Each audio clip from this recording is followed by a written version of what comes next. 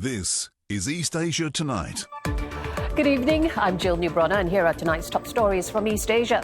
Donald Trump's latest tariff hike injecting fresh uncertainty into the global markets. China urging the US to roll back levies in the wake of a Supreme Court ruling as South Korea insists its trade deal remains valid. Brazil and South Korea are stepping up ties, their leaders signing a raft of agreements in Seoul to expand cooperation across key sectors, ranging from critical minerals to security.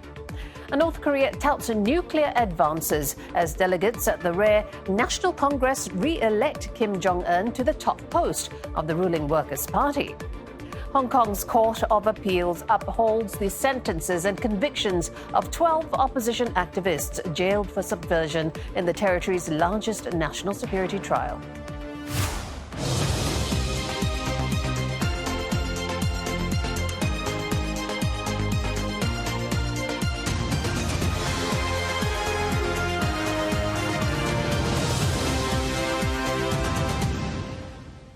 Ahead in the bulletin, China prepares for the two sessions in Beijing next week, the country's biggest political gathering. On the agenda, the economy, a new five-year plan, and ties with the West. We break down what happens at these meetings and why it matters. Plus, Chinese scientists race to produce the next breakthrough drug, harnessing AI in a high-stakes push. In the final part of our series on the sector, we look at this crucial computational field, giving China its edge.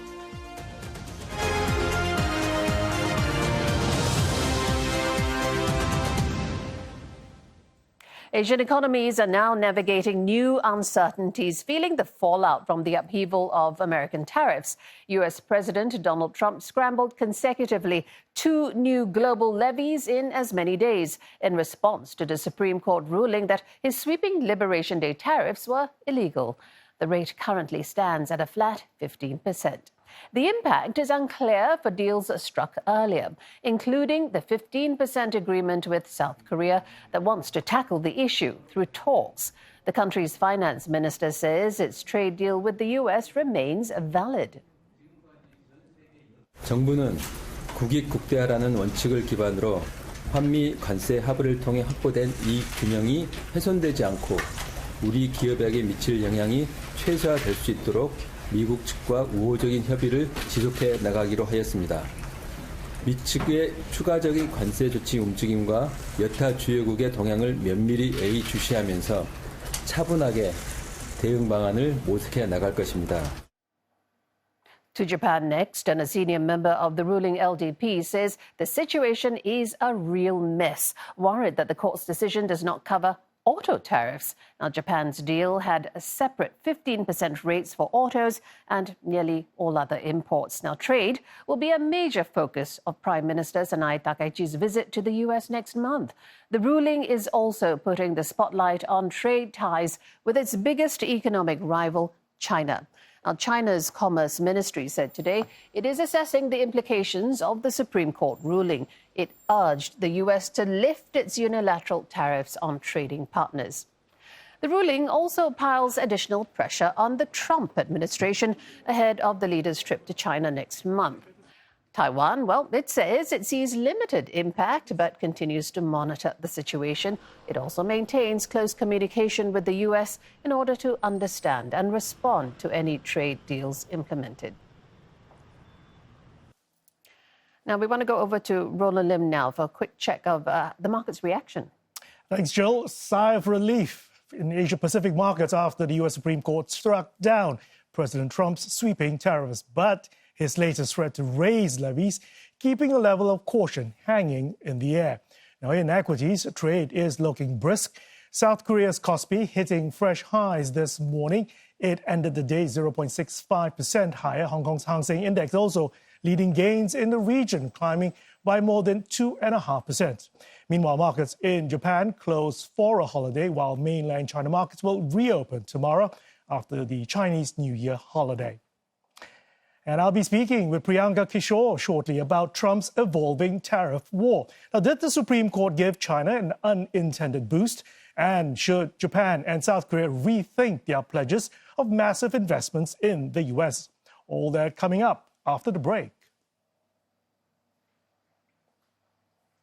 In other news, leaders of South Korea and Brazil have agreed to elevate their ties to a strategic partnership. President Lee Jae-myung held talks with his Brazilian counterpart, Luiz Inácio Lula da Silva, in Seoul today. The three-day state visit marks the first by a Brazilian leader in more than 2 decades. And the leaders oversaw the signing of 10 memorandums of understanding in core minerals and other trade issues. Mr. Lee said the two countries had adopted an action plan to boost relations and deepen collaboration in the digital economy. He also hailed his friendship with Mr. Lula, calling the Brazilian leader an eternal comrade. 양국 간 교역액은 꾸준히 증가하여 최근 5년간 매년 100억 불을 상회하고 있습니다. 우주, 바이오, 제약, 문화산업 같은 미래 유망 분야로 양국의 협력이 점차 확장돼 가고 있습니다. 이러한 굳건한 협력 관계를 토대로 저와 룰라 대통령께서는 양국 관계를 전략적 동반자 관계로 격상시키기로 하였습니다. Now, the leaders also agreeing to resume negotiations to conclude a long-stalled trade agreement between South Korea and the Mercosur trade bloc. The previous round of talks ended in 2021, following disagreements on protection for agricultural and manufactured goods. O Brasil é o principal destino dos investimentos coreanos na América Latina. Com o intercâmbio de 11 bilhões de dólares, a Coreia é nosso quarto parceiro comercial na Ásia. Mas ainda temos muitas sinergias a serem exploradas. A transição energética abre novas frentes de complementariedade entre setores produtivos. As cadeias de minerais críticos guardam inúmeras oportunidades de agregação de valor. Há amplo espaço para cooperação em segmentos de alta tecnologia, como semicondutores e inteligência artificial. Chinese President Xi Jinping has reportedly hailed what he calls a new chapter in relations with North Korea, as he extended his congratulations to Kim Jong Un for his re-election to the helm of the ruling Workers' Party. The election took place as delegates met for the landmark party congress in Pyongyang. Official media, KCNA, reported that delegates credited him for bolstering the country's nuclear arsenal and strengthening its regional standing. The party said in a statement that by building up nuclear forces, Mr. Kim has created a military capable of handling, quote, any threat of aggression and any form of war. The ongoing party congress is expected to see Mr. Kim outline key political and military goals for the next 5 years. And Mr. Kim appears to have grown increasingly assertive in regional politics following an aggressive expansion of his nuclear arsenal and closer ties with Russia, forged through joint war efforts in Ukraine. This has, however, deepened his standoffs with Washington and Seoul.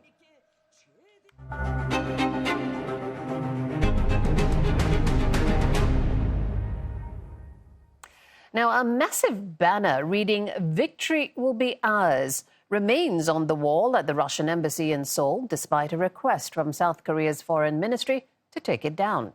The appeal came just ahead of the 4th anniversary of Russia's invasion of Ukraine. In a statement on Sunday, the foreign ministry reiterated its position that Russia's invasion of Ukraine is illegal. Seoul added that military cooperation between Pyongyang and Moscow should stop, describing it as a grave threat to South Korea, as well as a violation of the UN Charter and UN Security Council resolutions. South Korean and Western reports say North Korea sent some 14,000 soldiers to fight against Ukraine for Russia since 2024 under a mutual defense pact. Tomorrow marks 4 years since Russia invaded Ukraine, starting the largest and deadliest conflict in Europe since World War II. And what's happened since February 24th, 2022 has had significant consequences for China and the broader East Asian region, such as the deepening of geopolitical fault lines between Beijing, Washington and its allies, and the reshaping of energy flows. Now, this winter, Moscow's attack on Ukraine's energy infrastructure has plunged homes across the country into darkness. Aid agencies warn the lack of consistent access to heating and electricity is causing a rise in illnesses. Will Denslow is tracking this story for CNA, and he filed this report from Kharkiv in eastern Ukraine. Dasha considers herself lucky. She was out dancing when a kamikaze drone hit her street in November. I hear the blast at this time, and of course I'm come to my home. This is the remnants of what she found. Neighbours' homes in ruins and several of her windows blown out.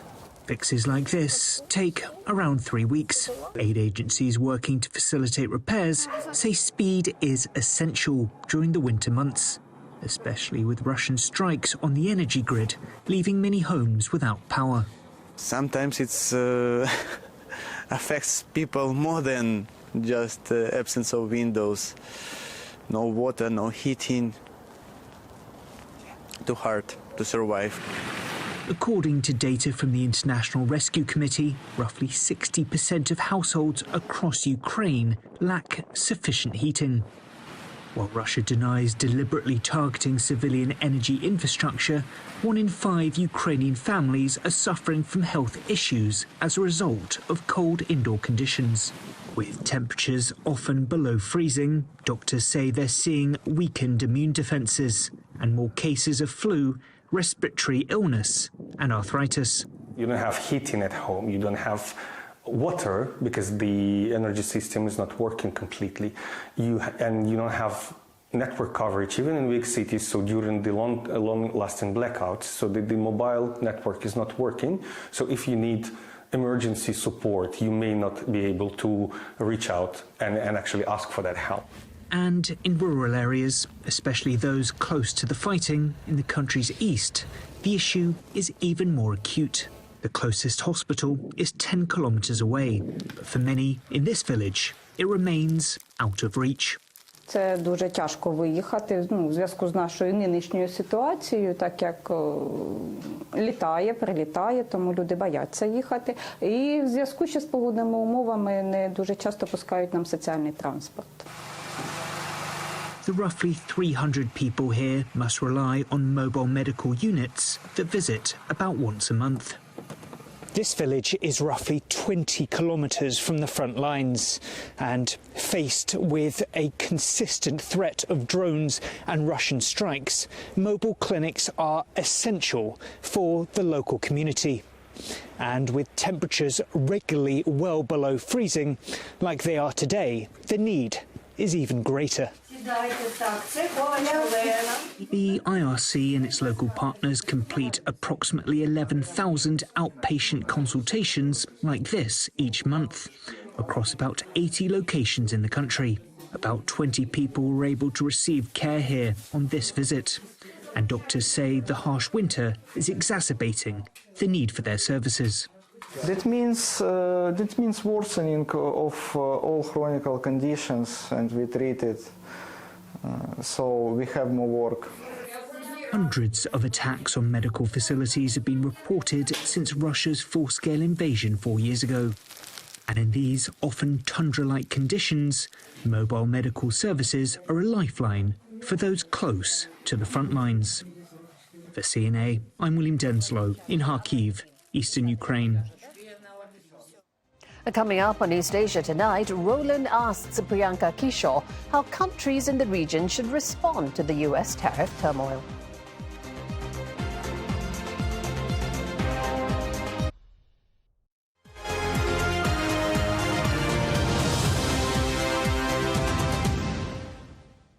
Welcome back as we bring in once more Roland Lim with the business update. And Roland, I know you've got a guest that's going to talk about all things tariffs, but in the lead up to that, how are East Asian economies reacting to the tariff changes after the Supreme Court ruling? Well, Jill, as you well know, Trump is not a man to accept defeat, and he's already made clear that he will impose import duties one way or another. Now, Mr. Trump sees globalization as a problem for the U.S. His solution? Tariffs.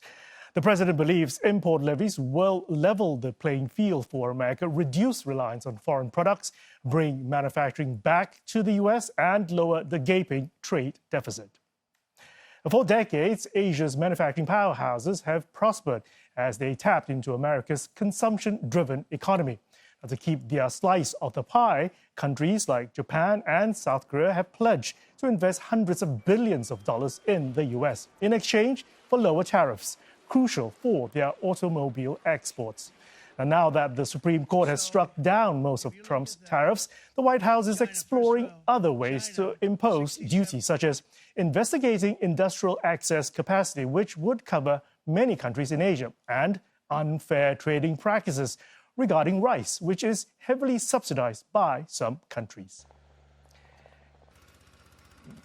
Now, for more insights on this, we're joined by Priyanka Kishore, who is founder and principal economist at Asia Decoded. Priyanka, good to have you on the show. Now, some say that Trump's flat 15% tariff would actually help China more than some of the U.S. allies, since it replaces earlier rates that were higher. Is this an unintended boost for Beijing, you think? It is indeed, because under the IPA, China was also hit by tariffs on fentanyl. And those tariffs will go away. They are flat 10% tariff.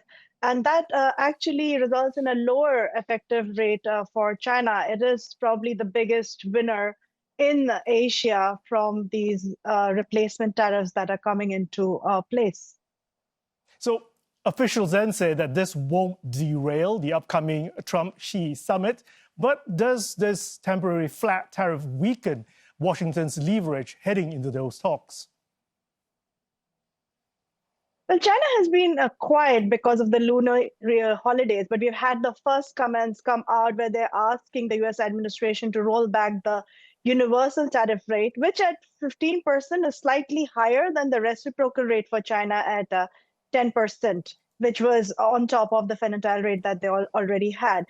So clearly there are newer dynamics coming into place as the Trump-Xi meeting comes up on the radar in April.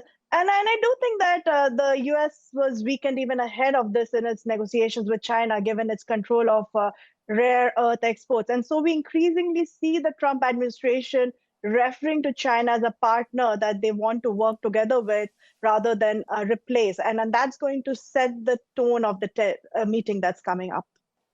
And how do you see the across-the-board 15% tariffs for countries like Japan, South Korea, and economies like Taiwan? How do they stack up against what they thought they had initially secured before the Supreme Court ruling? So for now, they are not really impacted that much. Their reciprocal negotiated rates are at 15% in the deals as well. What actually does still work in their favor is the Section 232 negotiated tariffs on auto that they have in both Japan and South Korea. US is the biggest market for their auto exports. They were also hit by steel and aluminum on the Section 232 tariffs.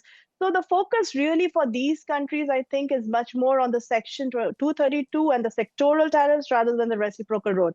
Now, after 150 days, if the Trump administration lets the 15 rate lapse without taking recourse to any other sections, then it's a different matter altogether. But I think for now, for them, it's a wait and watch situation. Let's explore that. If the tariff expires in 150 days, unless Congress acts, how then should Asian governments respond? Should they be reopening talks? Should they be preparing for counter moves, or should they just basically wait out for Washington's next step? Because Mr. Trump is so erratic. Yes, that is one line of thought, right? That what is the future threat of tariffs going to be if you pull out of a US deal at this point of time? But having said that, I would also say that whatever President Trump wants, there's also a real affordability concern going on there in America. And even before IPA, we saw news items saying that they might be rolling back the Section tariffs on Section 232 tariffs on steel and aluminum. They do have a midterm election coming, which is probably a bigger challenge for the president at this point of time in terms of justifying tariffs. So that is one line of thinking. The other issue there is that Japan has implemented its agreement with the US. So it's probably in a tighter position as compared to others in terms of renegotiation. But none of the other agreements have yet been ratified. And the clauses do allow for opening of renegotiation if needed. So there is a venue available on that front. So Trump's old tariff program on shaky legal ground, should then Tokyo and Seoul press ahead with the major U.S. investment pledges, or do you think they should be rethinking the scale as well as the timing of it? I think they should be playing for time. Japan has announced the first tranche of investments that's already happened. But for the future, they should really be playing the long game. They should be trying to see how things evolve in the US, what the outcome for the midterm November elections is, rather than rushing ahead in terms of actually turning these pledges into commitments and actual flows or moving to the US at this point of time, simply because there's huge amount of uncertainty. And at least none of the other section and avenues available to President Trump, given the kind of sweeping powers that he had under IEEPA, they actually require investigations to be undertaken for tariffs to be imposed, which means that they require longer timelines. So even if he can rebuild the tariff wall to the same extent and level, which I personally don't think he will, but if he can, it cannot happen as quickly as it happened under IEEPA. So these countries do have time on their side. Okay, speaking of sweeping powers, the U.S. also signaling new Section 301 investigations into excess capacity and unfair trade. Which Asian economies or sectors looking most exposed right now if Washington decides to shift from broad tariffs to targeted action?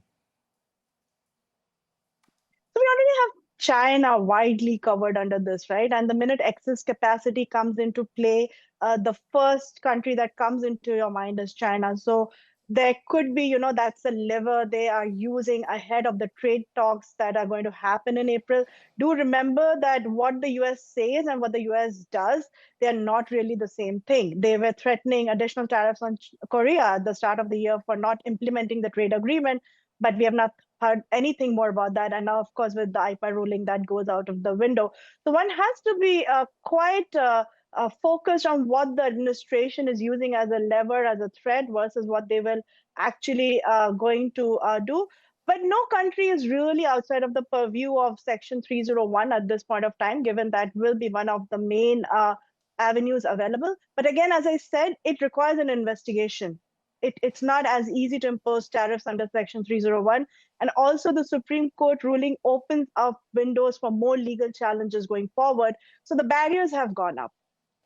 Priyanka, we've run out of time. Appreciate those insights. That was Priyanka Kishore, founder and principal economist at Asia Decoded. Quick check on the currency markets. The US dollar dragged down by tariff woes, weakening against most major currencies, including the Korean won. And oil prices unwinding some of last week's gains when Mr. Trump said that the US military could strike specific targets in Iran if a nuclear deal was not agreed upon. Meanwhile, gold is trending high again as investors rush to safe haven assets while assessing what could happen next on the trade tariff front. Now, South Korea's exports are seeing an AI-driven bump thanks to strong demand for semiconductors. Outbound shipments expanded 23.5% from a year earlier in the first 20 days of this month, reaching $43.5 billion. The figure marks the highest level for the period.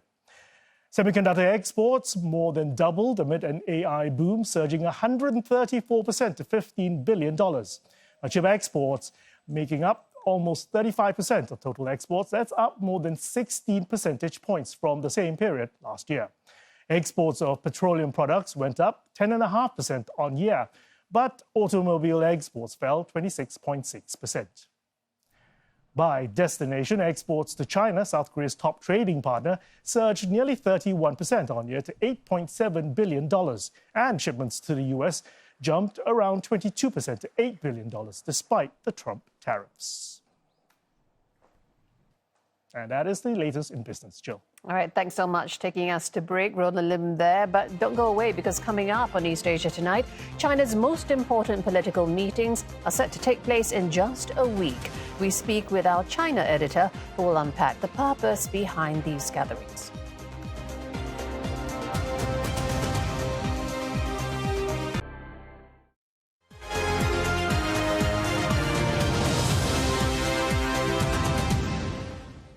This is East Asia Tonight. Here are the headlines we're following. East Asia reassesses its trade outlook after US President Donald Trump hiked global tariffs. China urges Washington to roll back the measures in the wake of a Supreme Court ruling, while South Korea insists its trade deal with the US remains valid. Leaders of Brazil and South Korea sign a series of agreements to boost bilateral ties spanning trade, technology and security, as both countries elevate their partnership to a strategic level. And North Korea's ruling party touts nuclear advances as delegates at a rare National Congress re-elect Kim Jong Un as General Secretary of the Workers' Party.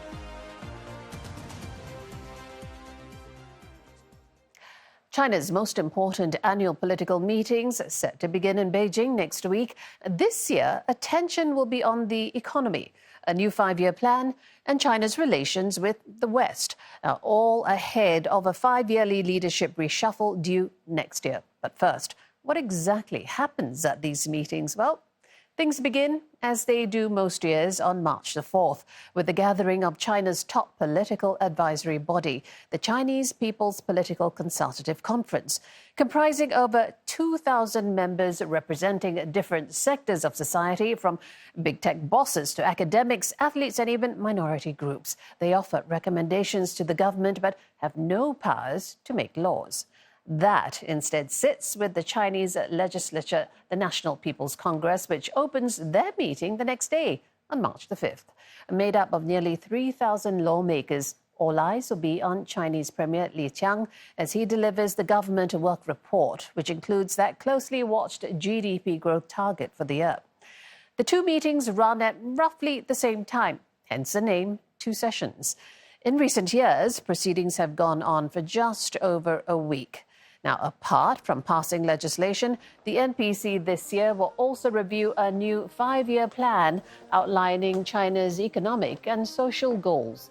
Policymakers are also likely to emphasize measures to boost domestic consumption and strengthen supply chain resilience as the country navigates a more complex global environment.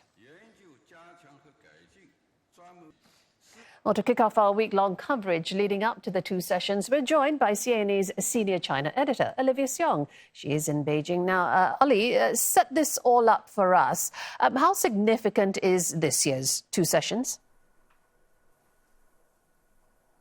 Well, Jill, I did a pulse check with some of our regular China experts, asking them to rank or rate, rather, the significance of this year's 2 sessions on a scale of 1 to 10. And their answers ranged from a 2 to a 7.5. And what this really reflects is the expectation across the board that there's going to be policy continuity. No major surprises are expected, but that this year's sessions still matter. Take, for example, that new 5-year plan. We've already heard the broad strokes, the recommendations and direction, but what we're looking out for this time are the specifics of implementation. Also, it's important this year that the gathering is taking place just ahead of the next party congress that's due late next year, also amid a greater uncertainty globally on the trade front, especially Beijing closely watching developments in Washington, also ahead of an expected visit by U.S. President Donald Trump to China. Earlier today, we went out to speak to Chinese here in Beijing and asked them what they thought about this upcoming visit. 我觉得我们中国文化就是欢迎世界各地的人来吧，那大家友好的沟通是很好的，我认为。因为我觉得可能现在国际形势也不是很好，然后中美关系近些年也没有很大的改善吧，然后所以对他这个举动还是比较意外。我觉得应该是会有好处的吧。毕竟一个领导人他到另一个国家来，肯定他会有对这个国家可能会有一些改观。中国好像越来越强大，可能会引起一些国家一些不必要的担忧，就是它变强大之后会有更多的话语权，或者在更多的场合影响到一些政策的施行等。对。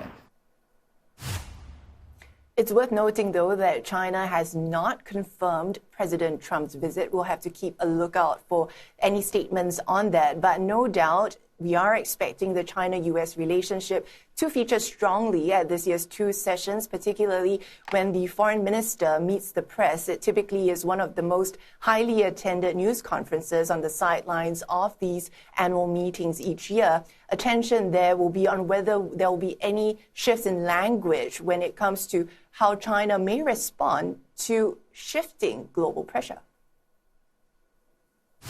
They're going to look at some of the new changes in both the demographics and geopolitical issues dealing with the rest of the world. I think now the better balance between security consideration versus efficiency consideration will also be mentioned by strengthening further self-reliance and teaming up with the rest of the world through a new paradigm of multilateralism will also be in consideration.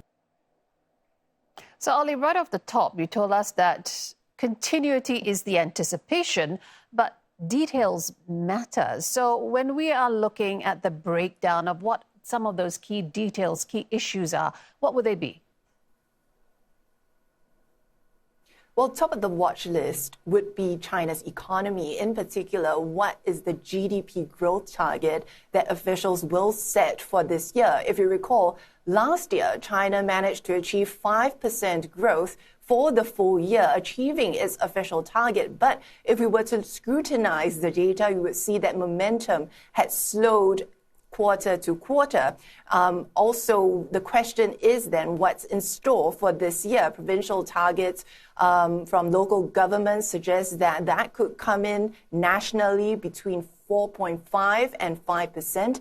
The Economist Intelligence Unit tells me that if it comes in on the lower end, that target, it could signal that there is recognition of the challenges facing China's economy and may leave room for structural reform. But if China chooses to stick closer to the 5% target, that could indicate that growth continues to be a priority and signal some form of stronger policy action in the year. It may not be announced at the 2 sessions, but we could see something later on, depending on how things pan out, given the global uncertainty that we're seeing. But we also asked Beijing residents what they hope to see raised at this year's 2 sessions. 主要是看怎么促进消费，整个经济不好嘛，对我自己做公司的，整个经济环境这样就生存很困难啊。看看还有什么这个关于劳动者相关的提案吧，比如说休假呀，这个薪资加班相关的。多关注民生吧，就是好多各行各业，反正现在都挺卷，都不是太好做。你像。好多，因为北京是一个大都市嘛，在北京这边租房啊，包括工作啊，都包括这种物价啊，什么都挺高的。Now, analysts have been speaking to also point out that these 2 sessions have increasingly become about boosting confidence among the domestic audience here within China. And so the focus also very much on highlighting where China sees future growth happening and which sectors it's emphasizing. If you were to look, we may be seeing hints of that already. If you look at the Spring Festival Gala that was televised here in China, there was a lot of emphasis about robotics and that viral moments of those robots on stage being able to perform very complex martial arts moves. So perhaps greater emphasis on certain topics and less emphasis on others. For example, youth unemployment and that anti-corruption drive amid that shake-up in China's military. And here's what experts had to say. Taking your example of the anti-corruption drive, they do not need the Liang Hui to make it the focus of attention because they have spoken about this quite a fair bit. They have the other study sessions, they have your central committee plenums. Theoretically, you give a work report and you let people assess what you've done for the past year. But more and more so, certainly it's been used to boost confidence, to signal intent, and in many ways to reassure domestic audience and also the outside world that China is moving ahead with its reform and opening. And through this week and into the next, our team here in China will be zooming into what really matters at this year's two sessions. Tomorrow, we'll take a closer look at the Chinese five-year plan, its new plan that it's set to adopt and where Beijing is steering its economy. We'll then also look at exports and trade, given the fresh uncertainty surrounding the Trump administration's global tariffs. How are Chinese firms adapting to that? Also at home, that shift in focus to services and that drive to boost domestic consumption and make it a key driver of growth here in China. And of course, the next frontier industries from space to robotics. Jill. That's a lot to cover. We will definitely see you again tomorrow. Thank you so much, CNA's senior China editor, Olivia Seong, who is live for us from Beijing. Hong Kong's Court of Appeal has upheld the jailing of 12 opposition activists. They had sought to overturn their convictions or reduce their sentences following the city's largest national security trial. The group, which consists of former lawmakers, ex-district councillors, as well as activists, were convicted of organising an unofficial primary election in 2020 that aimed to shortlist promising candidates for the official Legislative Council elections. Now, with the outcome, they had hoped to secure a majority, which they could leverage to block government budgets. The judge said as long as there was, quote, subversive intent to join the scheme, they should be guilty of the charges. He described the plan as a lethal weapon that aimed to bring an end to the one country, two systems principle. The latest ruling follows a number of national security-related cases in the city, including the high-profile sentencing of media entrepreneur Jimmy Lai.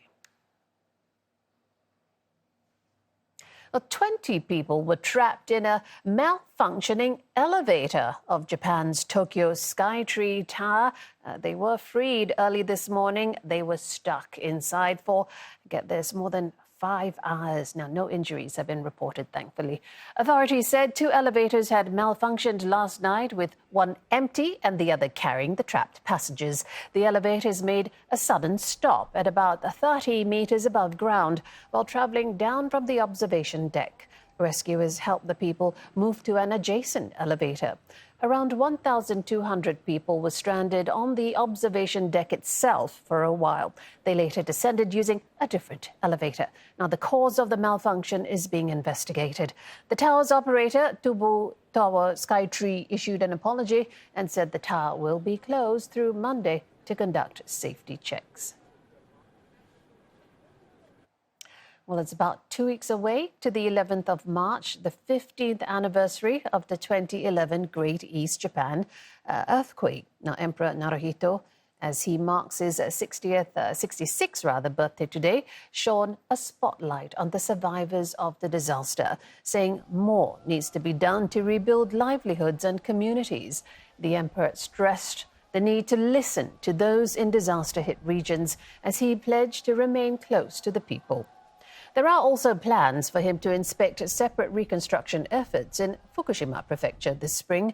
Nearly 20,000 died there in 2011, the earthquake and tsunami, you recall. Reactor meltdowns at the Fukushima Daiichi nuclear power plant also led to the mass evacuations of regions. And many areas remain out of bounds even today due to radiation concerns. Japan's reconstruction agency last year said more than 27,000 people remain displaced after the 11th of March earthquake. We have more Japan-related stories on CNA.Asia or on our mobile app, including this one on how a 4-day trek across Japan's Northern Alps offered unexpected insights into resilience and camaraderie. Coming up on East Asia tonight, from documentation to developing cancer drugs, China looks at ways it can use AI to advance its pharma industry.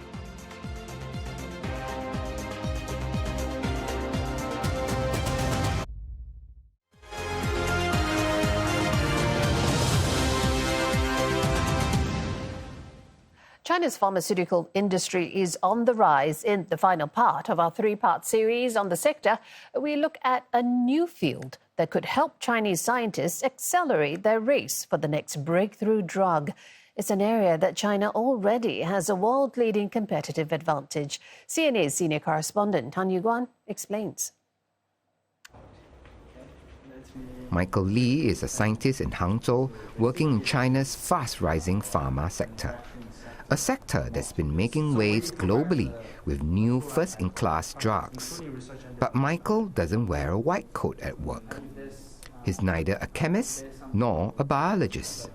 我是明度之云的 AI 首席科学家主要从事AI 与这个生命科学的这样一个应用的方面的工作。明度之云成立8年至今已经服务超过500家企业。医药这个研发出了名的是3高，成本高周期长，并且呢失败率高。Typically 呢，我们一般来说需要10到20年时间去研发一个药物，耗费资金呢15到20亿美金并且几乎在管线的失败率上大概能达到90%甚至到99%。And it's in this high-cost, high-stakes environment that AI has been touted by some as the next big thing that will transform drug development. But currently, one of AI's biggest users is surprisingly mundane. As head of a pharmaceutical intelligence platform tracking the China market, Dai Jialing has the ins and outs of the industry at his fingertips. 这些跨国公司每年花 billion 就几十亿的钱在这个翻译上面。为什么要这样呢？因为其实比如说我这个药要在中国申报，要在美国同时申报，你提交的很多的一些文件都是比如说中文的或者是英文的，里面有很多的一些学术用语，这些其实是 AI 最能帮忙的，因为都是一些重复的翻译，它通过它的学习，它能很快的把这些东西翻译过来。Documentation is needed because the discovery of a drug is just the beginning.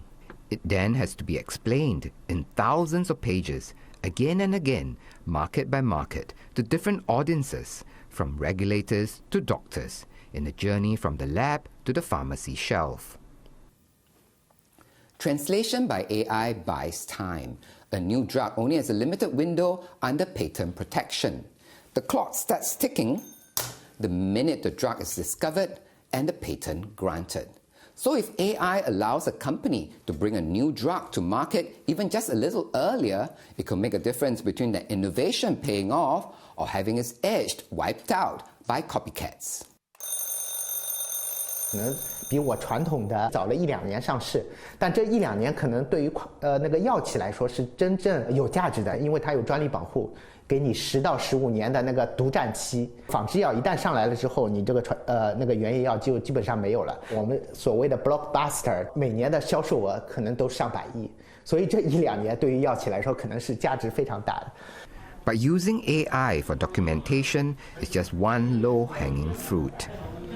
Michael Lee has been helping his clients buy time with AI in other more advanced ways, both in and out of the lab. 我的一家客户，他们关注的是癌症的这种药物的研发，那么他们长期会关注超过50个靶点，他们针对一个靶点动态的追踪，需要可能1个月的时间才能把信息给整理出来。但是用我们 agent 的方法来帮他们做情报的收集和整理只需要1周。在市场的药物里面，新药物里面还没有就是说有 AI 辅助研发的那种药物，那是为什么？开始大规模进入到药物早研阶段大概这个时间是18年左右，所以大概现在是7年的时间。也就是说，目前药物AI 辅助发现的药物呢，还没有完整走过整个一个药物研发的一个流程，特别是在临床这个阶段，所以呢也就没有被批准上市。And even before trials, there's another constraint. AI needs data. 中国的医药研发其实起步的更晚，所以在大量的这种疾病领域，特别是这种罕见病领域，我们其实是缺乏有效的数据来喂给 AI， 让它去做足够的这种这个精准的学习。So it may be a matter of years rather than months before the promise of AI is fulfilled in pharma. But given China's lead in AI, it's no longer a question of if, but a question of when an AI-assisted drug from China hits a pharmacy near you. Tan Yu-Guan, CNA, Shanghai. All right, you just saw Uganda telling us that AI already being deployed in industries such as pharmaceuticals, but startups also exploring how to build and scale with the technology. CNA's Sarah Al-Khaldi spoke to OpenAI's head of startups, Mark Manara, about how young companies can stay competitive in the AI race. How they run the business is different. So are they finding the ways to have a small team be able to accomplish a lot more using AI tools and AI products inside their work? So things like scaling customer support or scaling how they go to market using AI natively in the business. So we see that as kind of a pattern that the best startups are bringing not only AI into their core product, but actually into how they run the company. Yeah, and many startups, though, are accused of just putting a new interface on already available models like maybe ChatGPT. And if startups access the same models, what would be their competitive edge? Yeah, so I think the competitive edge comes down to a few things. One is just how you're using the models. And a lot of what our team focuses on when we work with startups is helping them get the most value out of the models. These are new technologies. They behave differently than prior generations of technology. And actually the know-how and the hands-on support that we can provide helps a startup get the most out of it, get the best accuracy, optimize for latency of how they're using the models, a lot of kind of core technical challenges that they're trying to solve. Can they solve it the best using the model? So that's one. The other is just everything else that it takes to make a great business. And that is things outside of the technology. So do they have a good channel strategy for their go-to-market? Do they have a great product? Are they building a user experience that is compelling on top of the models? And can they build the business from the funding and the resources that they need? So all of those things matter a ton, even if you have AI in the product, just like they have in prior waves. Yeah, and with traditional software companies, margins expand as you bring in more users. But with an AI-powered software, that comes with higher costs too, because they have to pay every time a user kind of taps into AI, per token.